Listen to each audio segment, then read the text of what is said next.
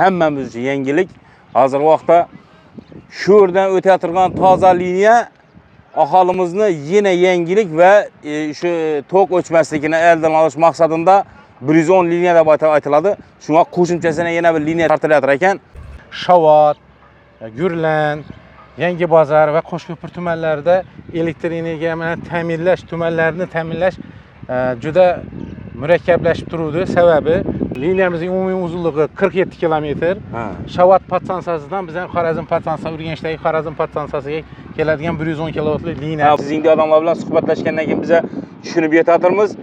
Shu 110 liniyamiz shu eski Soyuz vaqtida qilingan ish ekan, bu to'g'rimi? To'g'ri, to'g'ri. Shu sababli siz hozir qo'shimcha liniya tortgan bilan yuklamani kamaytirib ham bu avvalgi kuna liniyaga qaraganda kuchliroq bo'ladi menimcha. Albatta, u ayniqsa qish oylarida aholi, umuman iste'molchilar shuni sezar edi.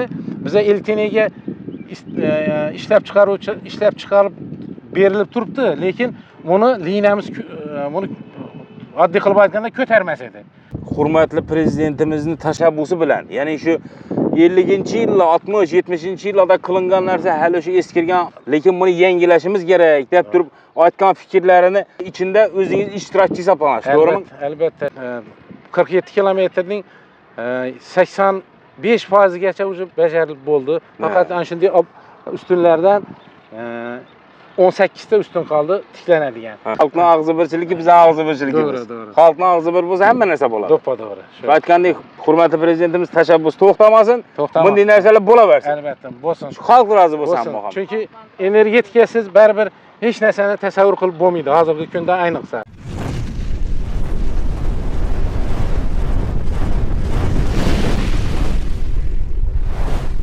Elektr tarmoqlari bo'yicha hozirgi vaqtda qanday ishlar amalga oshirilib turibdi? Hurmatli fuqarolar uchun menimcha hammamiz uchun yangilik.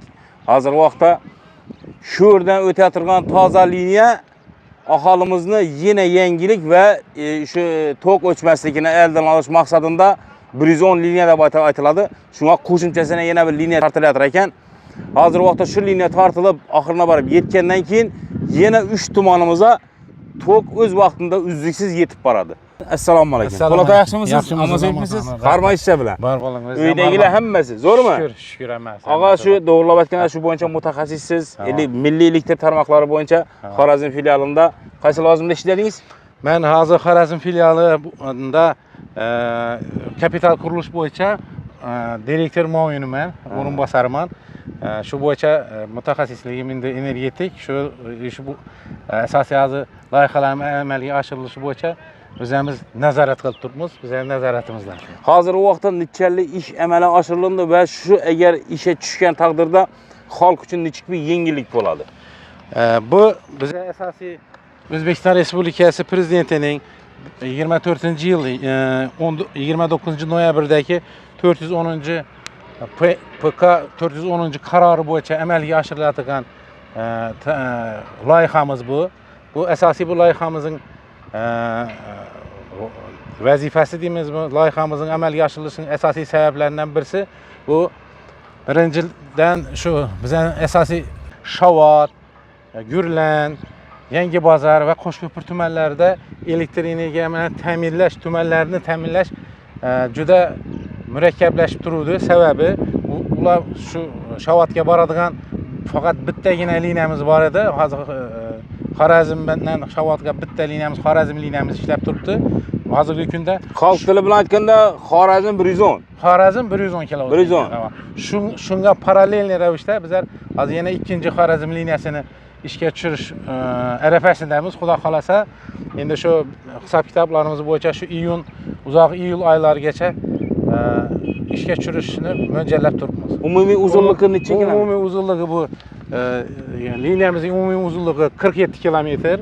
Shavot podstansiyasidan bizning Xorazm podstansiyasi, Urganchdagi Xorazm podstansiyasiga keladigan 110 kilovatli liniya. Bu gapda asosiy shu o'zlarimizning markaz sentrdan borib turib Shavot stansiyasiga borguncha 47 kilometr. 47 kilometr. Shundan keyin Gurlan, Yangibozor, Shavot tumanining o'zini shu uzluksiz ta'minlash maqsadida siz buni milliy elektr tarmoqlari kimga yetkazib berasiz?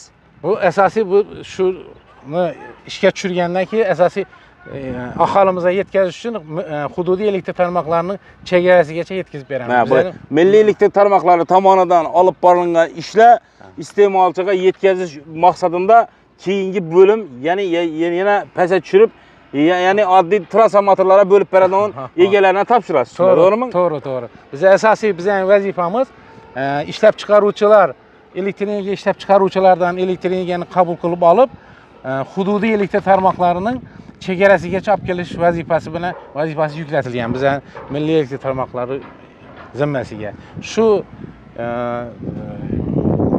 sharafli vazifani bajarish uchun shu aholimizni, umuman iste'molchilarimizni uzluksiz elektr energiya bilan ta'minlash uchun shu loyihalarni amalga oshirib turibmiz hozirgi kunda.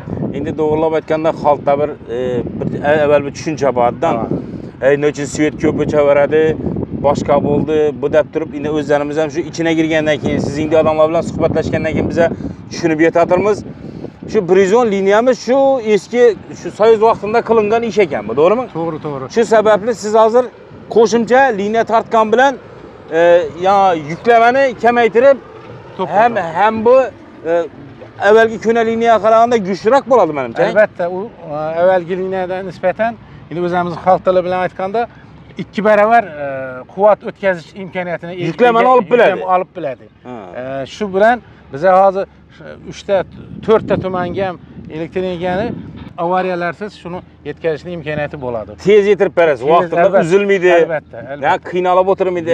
Bugun uyda to'y bo'ladi, nasha sveti chiqaldi demaydi. To'g'ri. Avvallar hozir bitta liniyamizda ishlab turgan vaqtida bizda shunday gap bo'lar edi. Masalan, ayniqsa qish oylarida aholi, umuman iste'molchilar shuni sezar edi. Bizga elektr energiya ishlab chiqarib berilib turibdi, lekin buni liniyamiz buni oddiy qilib aytganda ko'tarmas edi. Endi shuni ko'tarmagandan keyin biz uzishga, o'chirishga, ограничение qilishga, endi xalq tili bilan aytganda ограничение qilishga ma'lum bir soat, 2 soat bugun falan kolxoz o'chadi, inob falonda o'chadi degan, ya'ni ro'yxatini berishga majbur edingiz. Majbur edik. Xudo xolasa bu bitsa, shu 4 ta tumanimizga hech qanday uzilishsizlarsiz imkoniyati bo'ladi shu elektr energiyani yetkazib berish. Siz necha yillik tajribaga egasiz? Men endi 33 yildan beri shu sohada ishlab kelyapman. Endi hozir bu yerda hurmatli prezidentimizning tashabbusi bilan, ya'ni shu 50-yillar, 60-70-yillarda qilingan narsa hali shu eskirgan, lekin buni yangilashimiz kerak deb turib aytgan fikrlarini ichida o'zingiz ishtirokchi hisoblanasiz, to'g'rimi? Albatta, shu ishtirok qilganligimizdan faxrlanamiz. Albatta shu elektr energiyani asosiy o'zimiz sohamizda ishlagandan keyin faxrlanamizki, shu imkoniyat tez nima deydi, uzluksiz elektr energiyani yetkazib berishni imkoniyati topilganidan, qilgandan, shu loyihalarni qilganimizdan xalqni rozi qilish asosiy. Prezidentimizning ta'biri bilan aytganda asosiy gap shu xalqni rozi qilish. Shunda hozirgi vaqtda bu 47 kilometrni nechanchi kilometrga keldik biz uzatib bo'lib shu taqlab bu 47 kilometrning 85%gacha уже bajarilib bo'ldi. Faqat ana shunday ustunlardan 18 ta ustun qoldi tiklanadigan. Ana u yoqdan simlarni ham tortib kelib turibdilar. Tez arada uzog'i bilan 2 oy iyul iyul oyida ishga tushirish. Xudo xolasa shunda ochilishga kelamiz ekan. Albatta, shunda kelasiz. O'zlarimiz palovni yeb, qo'ylarni so'yib, xudo xolasa albatta shu xalq uchun shu xizmat qilganimizdan xursand bo'lamiz. Aytadiki, xalqning og'zi birchiligi bizning og'zi birchiligimiz. Xalqning og'zi bir bo'lsa hamma narsa bo'ladi. To'g'ri. Aytgandek, hurmatli prezidentimiz tashabbus to'xtamasin. Bunday narsalar bo'laversin. Albatta, bo'lsin. Xalq rozi bo'lsin. Chunki energetikasiz baribir hech narsani tasavvur qilib bo'lmaydi hozirgi kunda ayniqsa. Investorlar keladigani ham shu, albatta birinchi navbatda energetika obyektlari, energetika bizlardan energiya bilan ta'minlab bilasizmi degan savol qo'yiladi bizlarda. Birinchi nimada, chunki investor kelsa ham shuni imkoniyati darajasida hamma nima deydi, imkoniyat darajasidan tashqari ishlarni qilib keladigan investor bormi, o'zimiz aholimiz bormi, hozirgi boshqa iste'molchilarimiz bormi, shularga uzluksiz elektr energiya yetkazib berish uchun harakatdamiz. Xizmat. Salomatim. Rahmat.